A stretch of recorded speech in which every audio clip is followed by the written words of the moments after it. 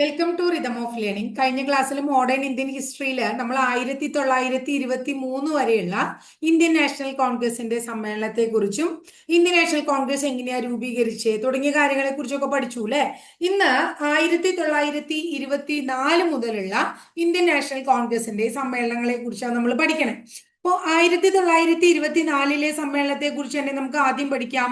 1924 Indian national കോൺഗ്രസിന്റെ സമ്മേളനം നടന്നത് ബൽഗാം എന്ന് പറയുന്ന സ്ഥലത്താണ്. എവിടെയാ നടന്നേ? ബൽഗാമിലാണ് നടന്നത് കേട്ടോ.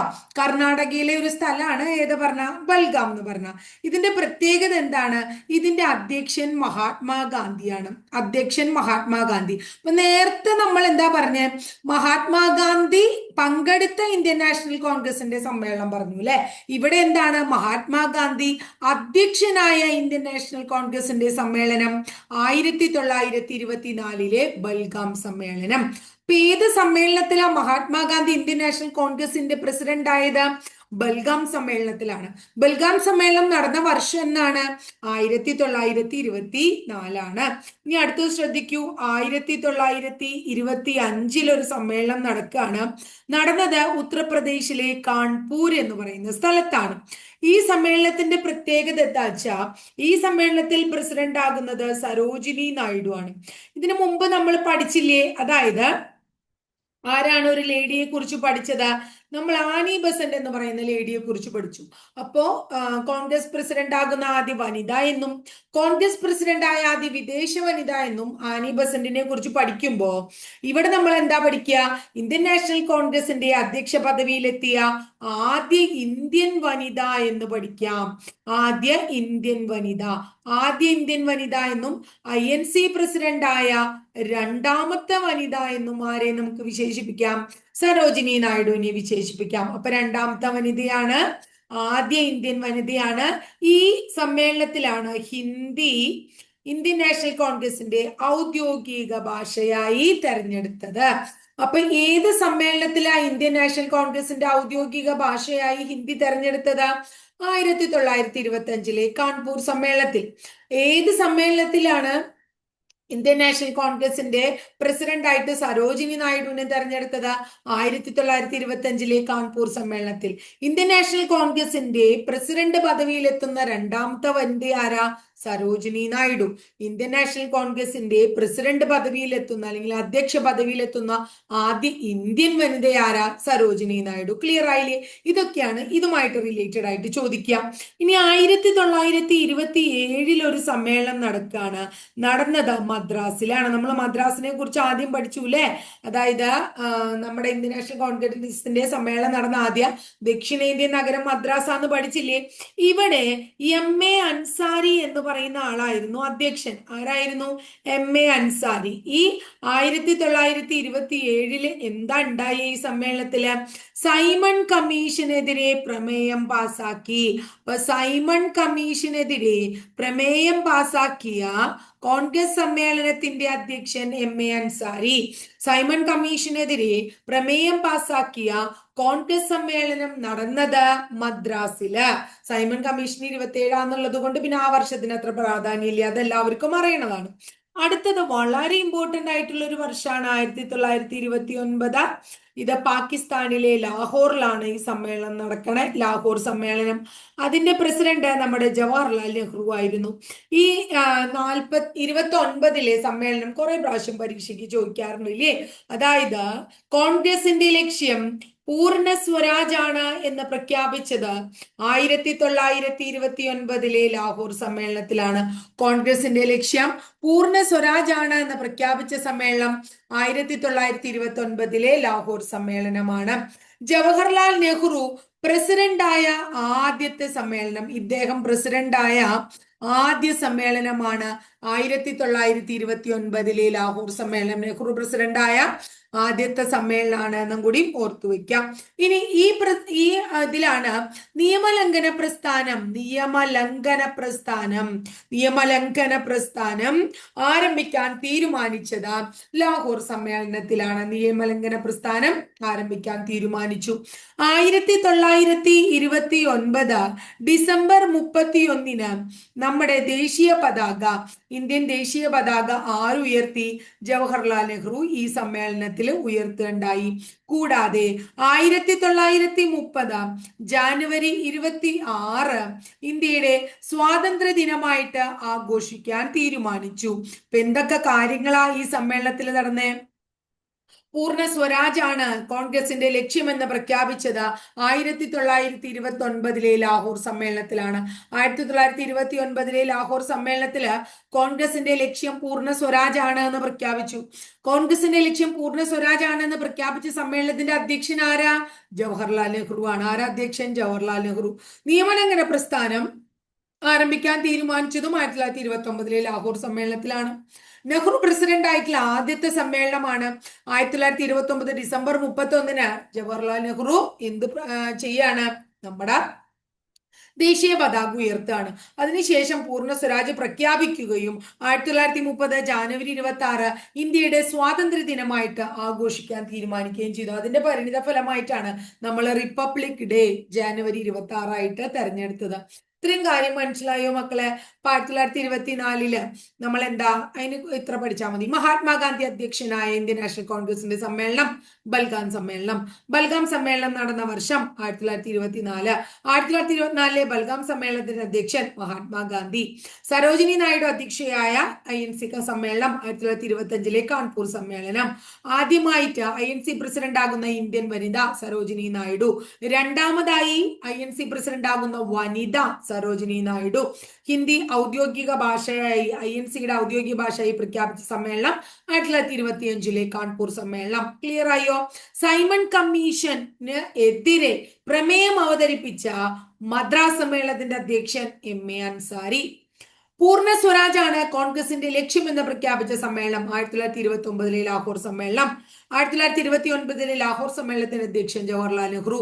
പൂർണ്ണ സ്വരാജ് പ്രഖ്യാപിക്കുമ്പോൾ ഇന്ത്യൻ നാഷണൽ കോൺഗ്രസിന്റെ അധ്യക്ഷൻ ജവഹർലാൽ നെഹ്റു.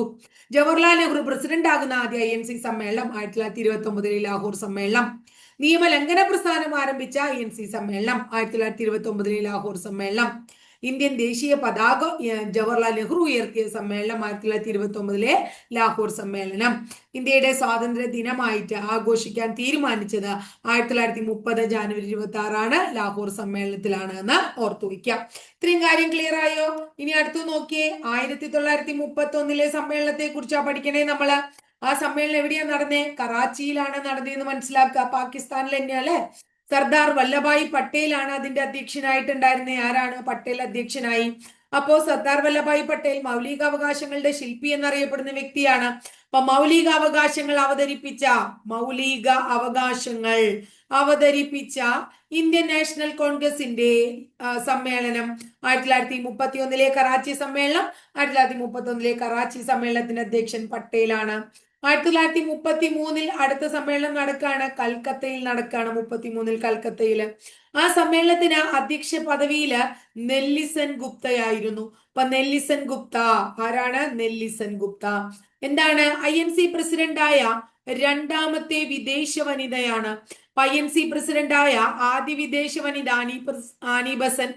INC പ്രസിഡന്റായ രണ്ടാമത്തെ വനിത സരോജിനി നായിഡു. INC പ്രസിഡന്റായ ആദ്യ ഇന്ത്യൻ വനിത സരോജിനി നായിഡു. INC പ്രസിഡന്റായ മൂന്നാമത്തെ വനിത നെല്ലിസൺ ഗുപ്ത. INC പ്രസിഡന്റായ രണ്ടാമത്തെ വിദേശ വനിത നെല്ലിസൺ ഗുപ്ത. കണ്ടു മക്കളെ? പല രീതിയിൽ ചോദ്യങ്ങൾ അങ്ങോട്ടും ഇങ്ങോട്ടും തിരിച്ചും മറിച്ചൊക്കെ ചോദിക്കും. എല്ലാതും നമ്മൾ കൃത്യമായിട്ട് മനസ്സിലാക്കി വെച്ചോളണം കേട്ടോ. 1934 സമ്മേളനം നടന്നത് ബോംബെയിലാണ്. ബോംബെയിലെ ഈ സമ്മേളനത്തിന്റെ അധ്യക്ഷൻ ഡോക്ടർ രാജേന്ദ്ര പ്രസാദ് ആണ്. അപ്പൊ ഡോക്ടർ രാജേന്ദ്ര പ്രസാദ് അധ്യക്ഷനായത് 1934 ബോംബെ സമ്മേളനത്തിലാണ്. INC പ്രസിഡന്റ് ആയ ശേഷം ഇന്ത്യൻ പ്രസിഡന്റ് ആയ വ്യക്തിയാണ് അല്ലെ. ഇന്ത്യൻ നാഷണൽ കോൺഗ്രസിന്റെ പ്രസിഡന്റ് ആയതിനു ശേഷം ഇന്ത്യൻ പ്രസിഡന്റ് ആയ വ്യക്തിയാണ് doctor Rajendra Prasad. Socialist party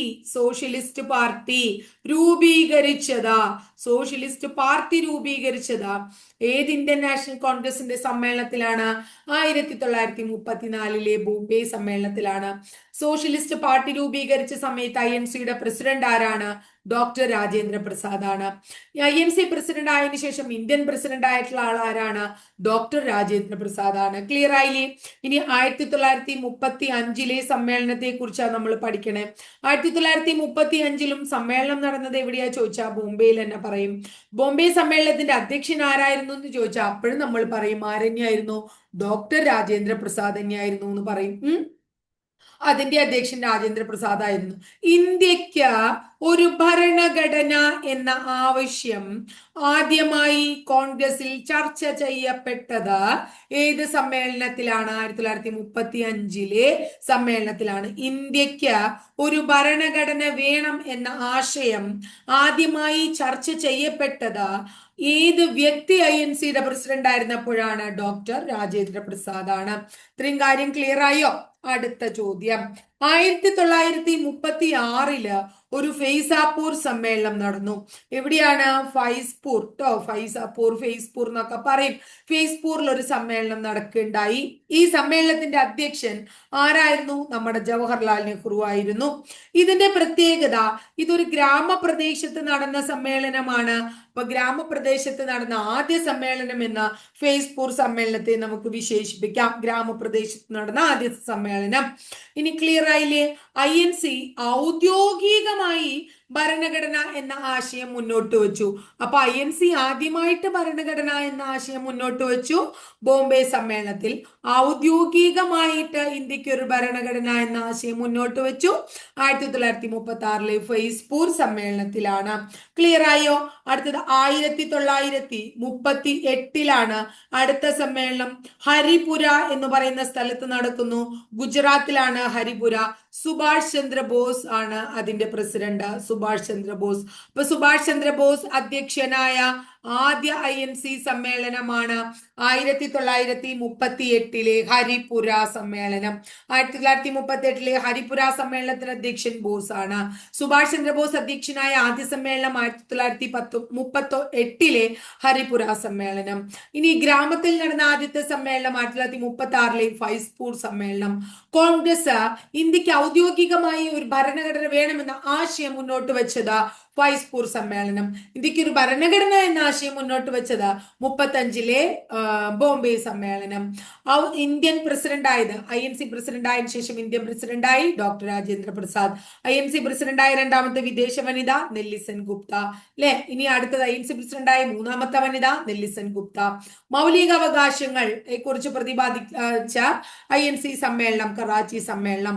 അത് കറാച്ചി സമ്മേളനത്തിന്റെ അധ്യക്ഷൻ സർദാർ വല്ലഭായ് പട്ടേൽ. അപ്പൊ 38 ത്രിപുര വരെ പഠിച്ചു. ഇനി അടുത്തത് 1939 ഒരു സമ്മേളനം നടക്കാണ്.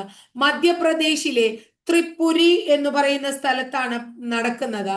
ആരായിരുന്നു അധ്യക്ഷൻ എന്ന് ചോദിച്ചു കഴിഞ്ഞാൽ ബോസ് ആണ്. സുഭാഷ് ചന്ദ്ര ബോസ് തന്നെയാണ്. ഇനി INCയുടെ പ്രസിഡന്റ് സ്ഥാനത്തേക്ക് ആദ്യമായി ഒരു തിരഞ്ഞെടുപ്പ് നടന്നത് INC പ്രസിഡന്റ് സ്ഥാനത്തേക്ക് ആദ്യമായി ഒരു തിരഞ്ഞെടുപ്പ് നടന്നത് 1939 സുഭാഷ് ചന്ദ്രബോസ് മത്സരിച്ചു. സുഭാഷ് ചന്ദ്രബോസിന് എതിരെ പട്ടാഭി സീതാരാമയ്യ എന്ന് പറയുന്ന ആളാണ് മത്സരിച്ചത്. ഈ പട്ടാഭി സീതാരാമയ്യ എന്ന് പറയുന്ന വ്യക്തിയെ INC പ്രസിഡന്റ് സ്ഥാനത്തേക്ക് നോമിനേറ്റ് ചെയ്തത് ആരാണ്? ഗാന്ധിജിയാണ്. പക്ഷേ ഗാന്ധിജിയുടെ നോമിനേഷനെ തോൽപ്പിച്ചുകൊണ്ട് ബോസ് എവിടെ പ്രസിഡന്റായി തിരഞ്ഞെടുക്കുക. അപ്പൊ INCയുടെ ആദ്യത്തെ തിരഞ്ഞെടുക്കപ്പെട്ട പ്രസിഡന്റാണ് സുഭാഷ് ചന്ദ്രബോസ്. INCയുടെ ആദ്യത്തെ തിരഞ്ഞെടുക്കപ്പെട്ട പ്രസിഡന്റാണ് സുഭാഷ് ചന്ദ്രബോസ്. വളരെ ഇമ്പോർട്ടന്റ് ആണ് കേട്ടോ. ഇപ്പൊ INCയുടെ ആദ്യത്തെ ഇലക്ഷൻ നടന്നത്, പ്രസിഡന്റ് സ്ഥാനത്തേക്കുള്ള ഇലക്ഷൻ നടന്നത് ത്രിപുരയിലാണ്. ബോസ് ആയിരുന്നു അന്നത്തെ പ്രസിഡന്റ്. 39 ബോസിനെതിരെ മത്സരിച്ചു പട്ടാഭി സീതാരാമയ്യെ നിർത്തി ഗാന്ധിജി. പക്ഷേ ബോസ് പട്ടാഭി സീതാരാമയ്യെ തോൽപ്പിച്ചു. അങ്ങനെ INCയുടെ ആദ്യ തെരഞ്ഞെടുക്ക പ്രസിഡന്റായി ബോസ് മാറി. ഇനി 1942 ബോംബെയിൽ ഒരു സമ്മേളനം നടക്കുകയാണ്. 1942 ബോംബെയിൽ സമ്മേളനം നടക്കുകയാണ്. മൗലാന അബ്ദുൽ കലാം ആസാദ് ആണ് അതിന്റെ പ്രസിഡന്റ്. അപ്പോ ഈ സമയത്ത് 42 നമ്മൾ ക്വിറ്റ് ഇന്ത്യ എന്ന് പറഞ്ഞത് അല്ലെ? ഓർക്കണില്ലേ നിങ്ങള്? അറിയില്ലേ നിങ്ങൾക്ക്? അപ്പൊ ക്വിറ്റ് ഇന്ത്യ പ്രമേയം പാസാക്കിയ സമയത്ത് ഇന്ത്യൻ നാഷണൽ കോൺഗ്രസിന്റെ president Maulana Abdul Kalam Azad. Quit India പ്രമേയം പാസാക്കിയ സമയത്ത് നമ്മുടെ INC പ്രസിഡന്റ് മൗലാന അബ്ദുൽ കലാം ആസാദ്. അതിനുശേഷം 1946 സമ്മേളനത്തെ കുറിച്ച് പഠിക്കുക. 46 മീററ്റിലാണ് സമ്മേളനം നടന്നത്. മീററ്റ് സമ്മേളനത്തിൽ JB കൃപലാനി ആയിരുന്നു അധ്യക്ഷൻ. JB കൃപലാനി. ഇത് വളരെ പ്രധാനമാണ് മക്കളെ. കാരണം 46 ഡിസംബർ 28 തുടങ്ങി 47 ഇത് അവസാനിക്കണേ അല്ലെ. പിന്നെ അടുത്ത സമ്മേളനം നടക്കുക 47 ഡിസംബറിലാണ്. അപ്പൊ അതുവരെ JB കൃപലാനിയാണ്. അപ്പോ ഇന്ത്യക്ക് സ്വാതന്ത്ര്യം ലഭിക്കുമ്പോൾ ഇന്ത്യൻ നാഷണൽ കോൺഗ്രസിന്റെ പ്രസിഡന്റ് ആരായിരുന്നു? JB കൃപലാനിയാണ്. ഇപ്പോഴും ചോദിക്കാറുള്ള ചോദ്യമാണ്, ഇന്ത്യക്ക് സ്വാതന്ത്ര്യം ലഭിക്കുമ്പോൾ ഇന്ത്യൻ നാഷണൽ കോൺഗ്രസിന്റെ പ്രസിഡന്റ്. അതുപോലെ തന്നെ INCയുടെ തിരഞ്ഞെടുക്കപ്പെട്ട പ്രസിഡന്റ് ചോദിച്ചിട്ടുണ്ട് കേട്ടോ. സുഭാഷ് ചന്ദ്രബോസ്. ഒക്കെ പ്രധാനം തന്നെയാണ്. ഇനി അടുത്തത് 1948 രാജസ്ഥാനില് ജയ്പൂർ എന്ന് പറയുന്ന സ്ഥലത്ത് ഒരു സമ്മേളനം നടക്കുകയാണ്. അതിലെ പ്രസിഡന്റ് ആയത് നമ്മുടെ നേരത്തെ സുഭാഷ് ചന്ദ്രബോസ് തോൽപ്പിച്ചില്ലേ ആരെ? പട്ടാഭി സീതാരാമയ്യെ. ഈ പട്ടാഭി സീതാരാമയ്യ പ്രസിഡന്റായി. അപ്പൊ എന്താ നമ്മൾ പഠിക്കേണ്ടത്? ഇന്ത്യയുടെ സ്വാതന്ത്ര്യ ശേഷമുള്ള ആദ്യത്തെ INC സമ്മേളനം നടന്നത് ജയ്പൂരാണ്. 1948 അതിന്റെ അധ്യക്ഷൻ പട്ടാഭി സീതാരാമയ്യാണ്. ക്ലിയർ ആയോ നിങ്ങൾക്ക്? ഇനി അടുത്തത് 1950 സമ്മേളനത്തെ കുറിച്ചാണ് നമ്മൾ പഠിക്കേണ്ടത്. 1950 ഒരു സമ്മേളനം നടക്കാണ്. അത് നാസിക് എന്ന് പറയുന്ന മഹാരാഷ്ട്രയിലെ നാസിക്കിലാണ് നമ്മൾ നടന്നത് കേട്ടോ. ഇനി ഇതിന്റെ അധ്യക്ഷൻ പുരുഷോത്തം ദാസ് ടണ്ടൻ. ആരാണ്? പുരുഷോത്തം ദാസ് ടണ്ടൻ. ഇദ്ദേഹമാണ് അതിന്റെ പ്രസിഡന്റ് കേട്ടാ. INCയുടെ പ്രസിഡന്റ് ആയിരുന്നത്. അപ്പൊ എന്താണ്? 1950 ജാനുവരി 26 ഇന്ത്യ റിപ്പബ്ലിക് ആയ. അപ്പൊ ഇന്ത്യ റിപ്പബ്ലിക് ആയ സമയത്ത് ആരാണ് പ്രസിഡന്റ് എന്ന് ചോദിക്കും. നമ്മൾ പറയണം പുരുഷോത്തം ദാസ് ടണ്ടൻ ആണ്. ക്ലിയർ ആയില്ലേ? 1955 സമ്മേളനത്തെ കുറിച്ച് ഇനി ഓർക്കുക. 55 തമിഴ്നാട്ടിലെ ആവടി എന്ന് പറയുന്ന സ്ഥലത്ത് നടന്നു. അതിന്റെ പ്രസിഡന്റ് UN ദബ്ബാർ ആയിരുന്നു. UN ദബ്ബാർ. ഇന്ത്യക്ക് ഒരു സോഷ്യലിസ്റ്റ് സാമൂഹിക ഘടന എന്ന പ്രസിദ്ധമായ കോൺഗ്രസ് നയരൂപവൽക്കരണം നടന്നത്. ഇന്ത്യക്ക് ഒരു സോഷ്യലിസ്റ്റ്, എന്താണ്? സോഷ്യലിസ്റ്റ് സാമൂഹിക ഘടന. ഇന്ത്യക്ക് ഒരു സോഷ്യലിസ്റ്റ് സാമൂഹിക ഘടന എന്ന പ്രസിദ്ധമായ കോൺഗ്രസ് നയരൂപവൽക്കരണം നടന്നത് ആവടി സമ്മേളനത്തിലാണ്. സോഷ്യലിസം ആണ്, ഓർത്താ മതി. അത് ആവടി സമ്മേളനമാണ്. 55 കഴിഞ്ഞു. 1959 ഡൽഹിയിൽ നടന്ന സമ്മേളനത്തിൽ എന്താണ്? ഇന്ദിരാഗാന്ധി പ്രസിഡന്റ് ആവുകയാണ്. ഇപ്പൊ സ്വതന്ത്ര ഇന്ത്യയിലെ ആദ്യ വനിതാ പ്രസിഡന്റ്, സ്വതന്ത്ര ഇന്ത്യയിലെ ആദ്യ വനിതാ പ്രസിഡന്റ് അല്ലെ? ഇന്ത്യക്കാരിയായ രണ്ടാമത്തെ വനിതാ പ്രസിഡന്റ് ആരാണ്? ഇന്ദിരാഗാന്ധി. ഇന്ത്യക്കാരിയായിട്ടുള്ള ആദ്യത്തെ സരോജിനി നായിഡു അല്ലെ? 59 കഴിഞ്ഞ 1985 നടക്കാണ്. ബോംബെയിലാണ്. ഈ 1985 എന്ന് പറഞ്ഞപ്പോ നമുക്ക് മനസ്സിലായില്ലേ? അതായത് എന്തുണ്ടായേ? ഇന്ത്യൻ നാഷണൽ കോൺഗ്രസിന്റെ 100ാം വാർഷികമാണ്. 1885 രൂപീകരിച്ച. അപ്പൊ 100ാം വാർഷികത്തിൽ ആരാ INCയുടെ പ്രസിഡന്റ്? രാജീവ് ഗാന്ധി. അപ്പൊ സ്വതന്ത്ര ഇന്ത്യയില ഇന്ത്യൻ നാഷണൽ കോൺഗ്രസിന്റെ 100ാമത്തെ വാർഷികത്തിൽ INCയുടെ പ്രസിഡന്റ് രാജീവ് ഗാന്ധി. 100ാമത്തെ വാർഷികം നടന്നത് എവിടെയാന്ന് ഓർക്കുക? ബോംബെയിലാണെന്ന് ഓർക്കുക. 85 കഴിഞ്ഞ 1997 വരിക. 97 കൽക്കത്തയിലാണ്. 97 കൽക്കത്തയിൽ നടന്നു. എന്താണ്? അതിനൊരു പ്രത്യേകതയുണ്ട്. സീതാറാം കേസരി ആണ് കേട്ടോ അതിന്റെ ആള്. സീതാറാം കേസരി.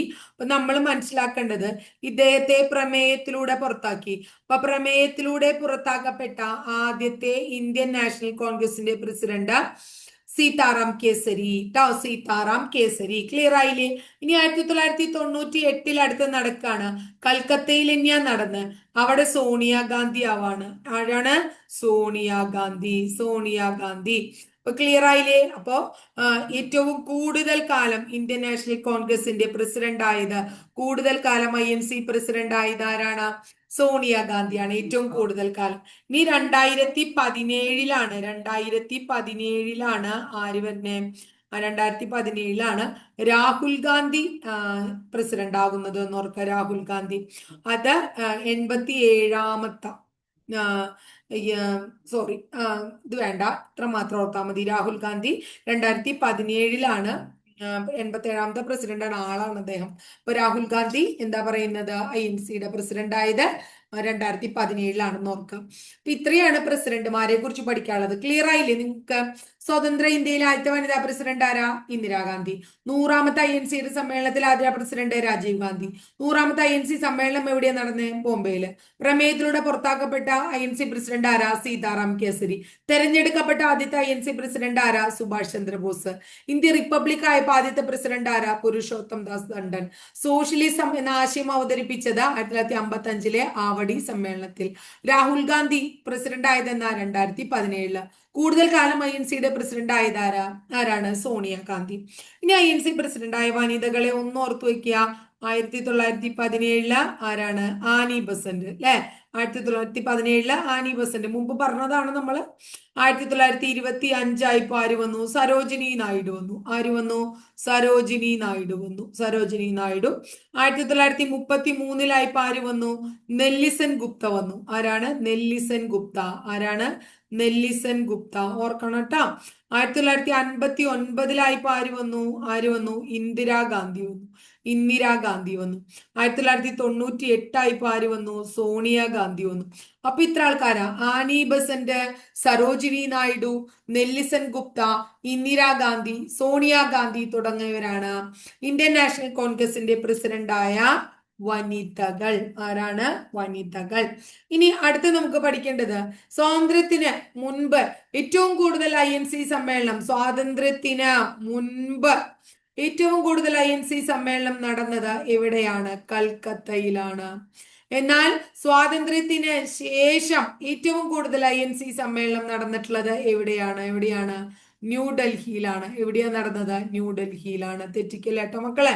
INCയുടെയും അതുപോലെ തന്നെ മുസ്ലിം ലീഗിന്റെയും മുസ്ലിം ലീഗിന്റെയും പ്രസിഡന്റായ ഏക വ്യക്തി ആരാണ്?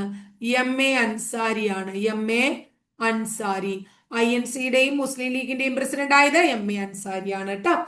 INCയുടെയും ഹിന്ദു മഹാസഭയുടെയും പ്രസിഡന്റ് ആയത്, അപ്പൊ അറിയാലോ നിങ്ങൾക്ക്, ഹിന്ദു മഹാസഭ മദൻ മോഹൻ മാളവ്യ. INCയുടെയും ഹിന്ദു മഹാസഭയുടെയും പ്രസിഡന്റ് ആയത് മദൻ മോഹൻ മാളവ്യ. ഇത്രയും കാര്യം ക്ലിയർ ആയോ? ഇനി അടുത്തത് INCക്ക് കുറച്ച് വിശേഷണുണ്ട്, അതും കൂടെ പഠിച്ചിട്ട് നമുക്ക് നിർത്താം.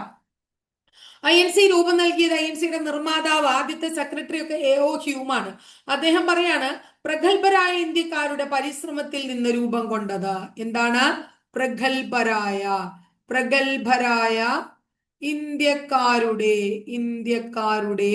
പരിശ്രമത്തിൽ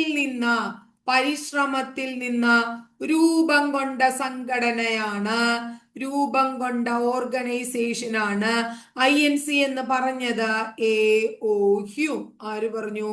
AO ഹ്യൂം. അദ്ദേഹം നല്ലതല്ലേ പറയുള്ളൂ, കാരണം അദ്ദേഹമാണല്ലോ അതിന്റെ സ്ഥാപകൻ.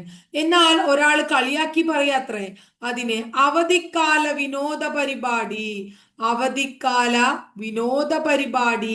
എന്ന് പറഞ്ഞത് ആരാണെന്നറിയോ നിങ്ങൾക്ക്? അവധിക്കാല വിനോദ പരിപാടി എന്ന് പറഞ്ഞു ബാലഗംഗാധര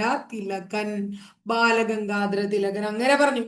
വർഷത്തിൽ ഒരിക്കലേ തവളകളെ പോലെ കരഞ്ഞിട്ട് കാര്യമില്ല. വർഷത്തിൽ ഒരിക്കൽ തവളകളെ പോലെ കരഞ്ഞിട്ട് കാര്യമില്ല. തവളകളെ പോലെ കരഞ്ഞിട്ട് കാര്യമില്ല എന്നും ആര് പറയണ്ടായി?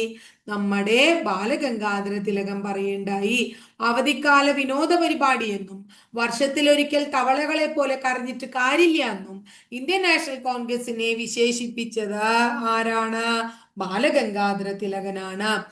യാചകരുടെ സംഘടന, ഇവര് യാചിച്ചുകൊണ്ടിരിക്കുകയാണ്.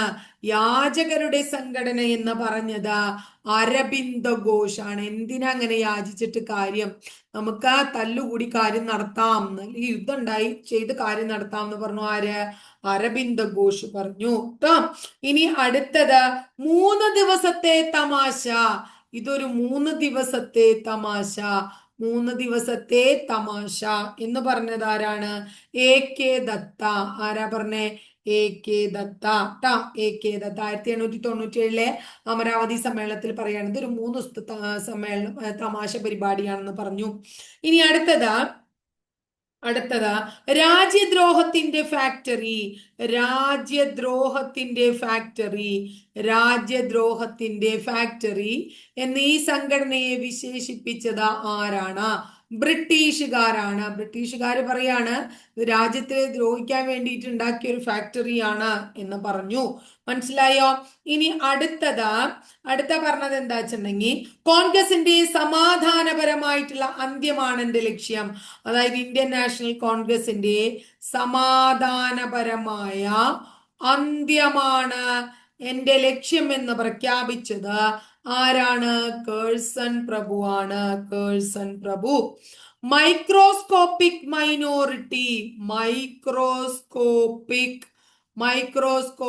മൈനോറിറ്റി എന്ന് വിളിച്ചത് ഡഫറിൻ പ്രഭുവാണ്. ആരാണ്? ഡഫറിൻ പ്രഭുവാണ്. ഇംഗ്ലീഷ് സംസാരിക്കുന്ന സമ്പന്ന വിഭാഗങ്ങളുടെ സംഘടന. ഇംഗ്ലീഷ് സംസാരിക്കുന്ന സമ്പന്ന ആൾക്കാരുടെ സംഘടന എന്ന് വിശേഷിപ്പിച്ചത് ജവഹർലാൽ നെഹ്റു ആണ്. പിന്നീട് അദ്ദേഹം അതിന്റെ പ്രസിഡന്റ് ആവുകയും എല്ലാ കാര്യങ്ങളൊക്കെ വരികയൊക്കെ ചെയ്തു. ആദ്യം അങ്ങനെ പറഞ്ഞു. അപ്പൊ പ്രഗത്ഭരായ ഇന്ത്യക്കാരുടെ പരിശ്രമം കൊണ്ട് രൂപം കൊണ്ട സംഘടന എന്ന് INC വിശേഷിപ്പിച്ചു എ ഹോ ഹ്യൂം. അവധിക്കാല വിനോദ പരിപാടി എന്നും വർഷത്തിലൊരിക്കൽ തവളകളെ പോലെ കറിഞ്ഞിട്ട് കാര്യമില്ല എന്നും INC കുറിച്ച് പറഞ്ഞു ബാലഗംഗാധര തിലകൻ. യാചകരുടെ സംഘടന എന്ന് അരബിന്ദ് ഘോഷ് പറഞ്ഞു.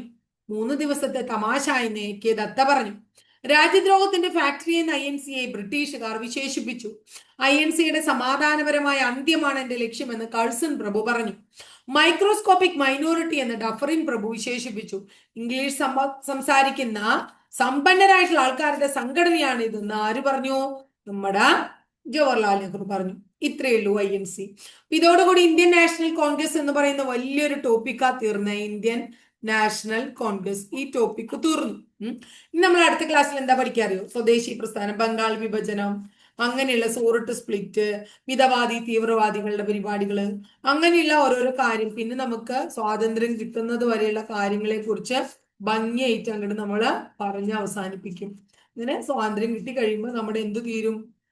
നമ്മുടെ ഈ മോഡേൺ ഇന്ത്യൻ ഹിസ്റ്ററി എന്ന് പറയുന്ന ടോപ്പിക്ക് തീരും. അപ്പൊ ഇത്രയേ ഉള്ളൂ. കാര്യങ്ങളൊക്കെ ക്ലിയർ ആയെന്ന് വിചാരിക്കണു. ഇന്നത്തെ പരീക്ഷയൊക്കെ എഴുതിയോ എല്ലാവരും? ഓപ്ഷൻ ഇല്ലാണ്ട് ആ പരീക്ഷ തന്നെ. എന്തായിരുന്നു നിങ്ങളുടെ അഭിപ്രായം? അതുപോലെ ഞാൻ ടീച്ചർ ഓരോ ദിവസം ഇടുന്ന നവോത്ഥാന നായകന്മാരും ജില്ലയും സംസ്ഥാനമൊക്കെ നിങ്ങൾ പഠിക്കണ്ടോ? അതൊക്കെ പഠിച്ച് മുന്നോട്ട് ഭംഗിയായിട്ട് പോകണം. അവസാനം അയ്യോ തിരിഞ്ഞു നോക്കുമ്പോൾ അതൊന്നും പഠിച്ചില്ല എന്ന് പറഞ്ഞിട്ട് കാര്യമില്ല. അപ്പൊ ഇന്നത്തെ ക്ലാസ്സിൽ ഇത്രയേ ഉള്ളൂ. അടുത്ത ദിവസം നമുക്ക് മറ്റൊരു ടോപ്പിക്കുമായി കാണാം ട്ടോ.